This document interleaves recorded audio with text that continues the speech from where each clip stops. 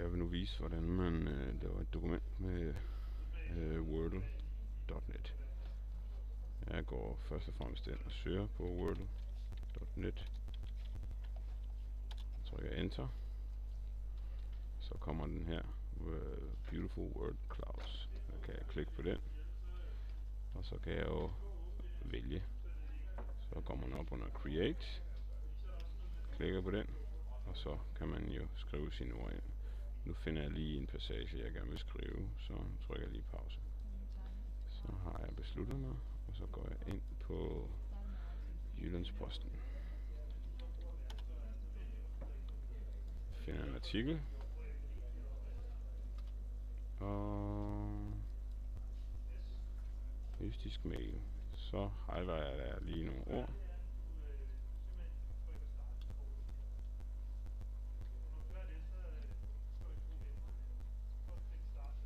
Og så kom der lige en reklame. Det skulle vi ikke bruge til noget. Så tilbage til Wordle. Og så indsæt. Og så go. Så arbejder den så på at lave. Ja. Og så kan jeg gå ind og ændre, hvordan det skal se ud. Jeg vil gerne have der nogle flere farver med. Så trykker jeg sådan der. Nu kommer der farver.